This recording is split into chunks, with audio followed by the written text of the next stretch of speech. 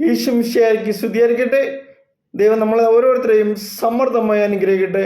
നമുക്ക് നോമ്പ് കാല ചിന്തകളിലേക്ക് കിടക്കാം. ഇന്ന് നമുക്ക് യോഹന്നാന്റെ സുവിശേഷത്തിലെ 3-ാം അധ്യായത്തിലെ 16-ാം തിരുവചനം വായിക്കാം.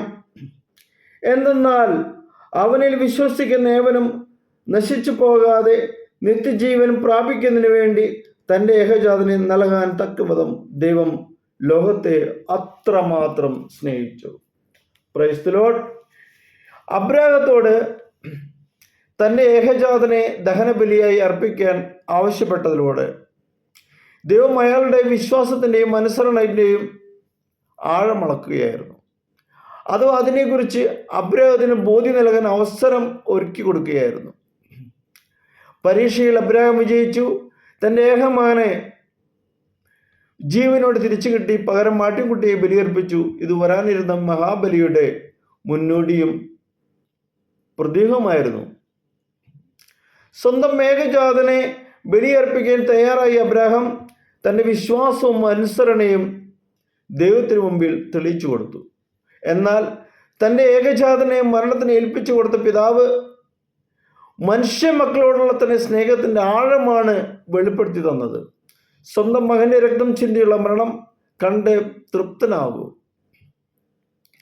പാപങ്ങൾ ക്ഷമിക്കൂ എന്ന ശാഠ്യം പിടിക്കുന്ന അതികർക്കശക്കാരനും കഠിന ഹൃദയനുമാണ് ദൈവമെന്ന് വ്യാഖ്യാനിക്കുന്നവരുണ്ട്.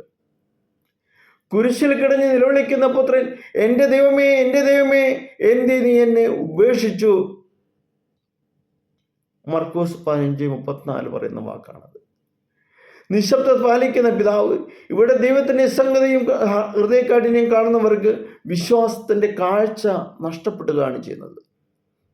പ്രിയമുള്ളവരെ, കുരിശിലെ ബലിയുടെ അർത്ഥം എന്തെന്ന് ആരംഭത്തിൽ ഉദ്ധരിച്ച ദൈവവചനം വ്യക്തമാക്കുന്നുണ്ട്. ദൈവസ്നേഹത്തിൻ്റെ ആഴം വ്യക്തമാക്കുന്നതാണ് യേശുവിൻ്റെ ആത്മബലി. യേശുവിൻ്റെ മരണം പിതാവായ ദൈവത്തിന് തീർച്ചയായും ഒഴിവാക്കാമായിരുന്നു. മരണം മാത്രമല്ല, ദൈവപുത്രൻ്റെ മനുഷ്യാവതാരവും ദരിദ്രരോടുള്ള ക്ലേശപൂർണമായ ജീവിതമെല്ലാം തന്നെ. അവസാനം അതിക്രൂരമായ പീഡനവും നിന്ദനയും എല്ലാം ഒഴിവാക്കാമായിരുന്നു. പിന്നെ എന്തേ ദൈവം ഇതെല്ലാം അനുവദിച്ചു കൊടുത്തത്? എന്തേ യഹൂദ നേതാക്കൾ വെല്ലുവിളിച്ചിട്ടും സ്വന്തം ഏകജാതനെ കുരിശിൽ തന്നെ ഇറക്കിയില്ല? അത് തന്നെയാണ് ദൈവസ്നേഹത്തിൻ്റെ പാരമ്യം പ്രകടമാക്കിയ നിശബ്ദത. സ്നേഹത്തിൻ്റെ ആഴം അളക്കാനുള്ള മാനദണ്ഡം സഹനമാണെന്ന് യേശു നമ്മളെ പഠിപ്പിച്ചു. സ്നേഹിക്കുന്നവർക്ക് വേണ്ടി ജീവൻ ബലിയർപ്പിക്കുന്നതിനേക്കാൾ വലിയ സ്നേഹമില്ലെന്ന് യേശു വിളിച്ചു പറഞ്ഞു.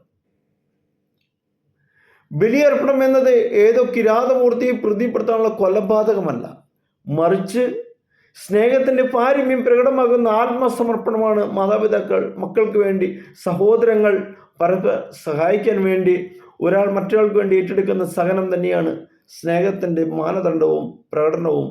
യേശുവിൻ്റെ കുരിശിലെ ബലി ദൈവത്തിന് നമ്മളുള്ള സ്നേഹത്തിൻ്റെ ആഴം വെളിപ്പാക്കുന്നു. അതോടൊപ്പം അനുകരണീയമായ മാതൃക നൽകുന്നു. 1 യോഹന്നാന്റെ 4-ാം തിരുവചനം ഇങ്ങനെ പറയുന്നുണ്ട്: ദൈവം നമ്മെ ഇപ്രകാരം സ്നേഹിച്ചെങ്കിൽ നാം പരസ്പരം സ്നേഹിക്കാൻ കടപ്പെട്ടിരിക്കുന്നു. ഈ നോമ്പ് കാലത്തിൽ നമുക്ക് ദൈവം തന്ന ഈ ജീവിതം,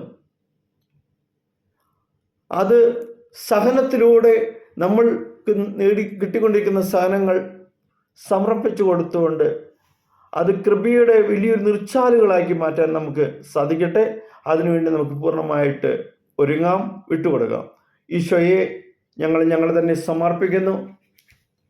സഹനത്തിലൂടെ ഞങ്ങൾക്കായി തന്ന സ്വർഗരാജ്യ അനുഭവം ഞങ്ങൾക്ക് ഓരോരുത്തർക്കുമായിട്ട് ലഭിക്കുന്നതിന് വേണ്ടിയിട്ടും പരസ്പരം മനസ്സിലാക്കാൻ വേണ്ടിയിട്ടും സഹനത്തിലൂടെ മുന്നേറാനുള്ള ശക്തി കിട്ടുന്നതിന് വേണ്ടിയിട്ടും നാഥ, ഞങ്ങളെ ഓരോരുത്തരെയും അനുഗ്രഹിക്കണമേ.